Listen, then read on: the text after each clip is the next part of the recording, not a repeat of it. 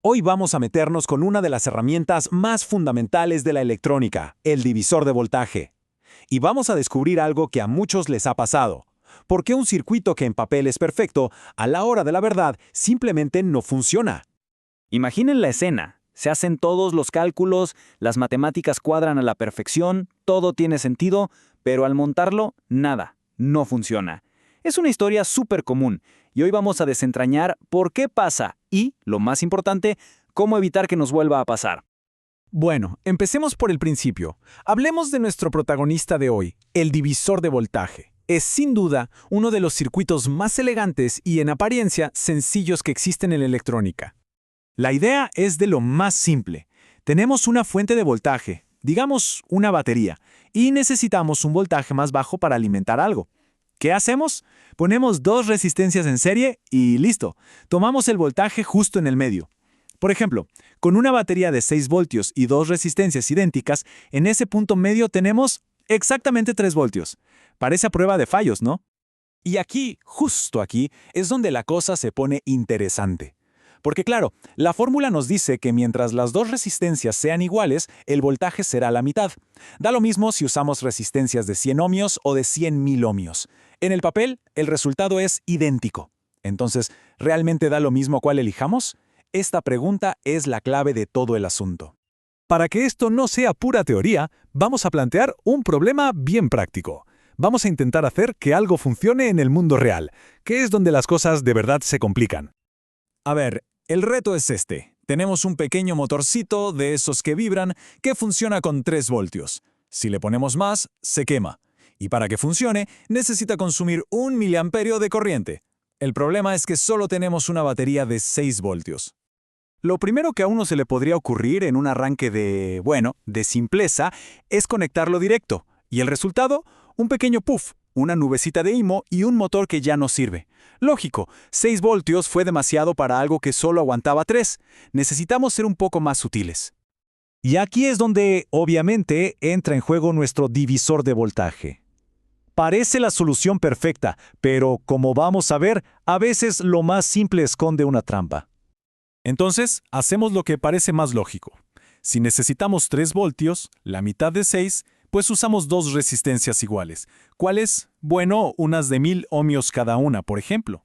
Armamos el circuito, medimos con el multímetro, sin conectar el motor y ¡perfecto! 3 voltios clavados. Ahora sí, con toda la confianza del mundo, conectamos el motor y pues no funciona. O bueno, funciona a medias. El motor apenas vibra, sin fuerza, como si no pudiera arrancar. Un fracaso total, cuando todo parecía indicar que iba a funcionar a la perfección. Y esta es la pregunta del millón. ¿Qué pasó? Si los cálculos estaban bien, si la ley de Ohm es la ley de Ohm, ¿qué factor invisible se nos escapó? ¿Dónde está el truco? Aquí está la respuesta al misterio. Miremos los números con calma. A la izquierda, el circuito solito, sin el motor. Todo ideal, 3 voltios en la salida. Pero a la derecha, ¡pum! Al conectar el motor, este actúa como un pequeño ladrón. Necesita su miliamperio para vivir y lo roba del punto medio del divisor. ¿Qué pasa entonces? Esa corriente que se roba el motor es corriente que ya no pasa por la segunda resistencia. En vez de 3 miliamperios, ahora por R2 solo pasan 2, y por la ley de Ohm, si baja la corriente, baja el voltaje. De repente, nuestros 3 voltios teóricos se desplomaron a solo 2 voltios en la vida real. Y claro, con 2 voltios, el motor apenas se mueve.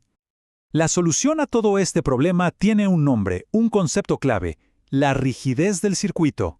Resulta que no todos los divisores de voltaje son creados iguales. Algunos son blanditos y otros son rígidos. ¿Y qué es la rigidez?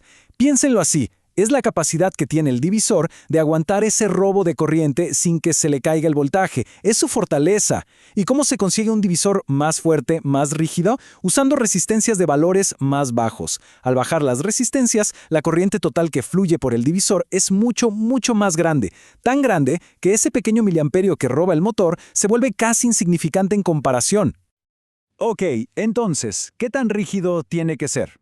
Para no complicarse la vida, en ingeniería se usa una regla de oro, un truco del oficio, la regla del 10-1. Es muy simple.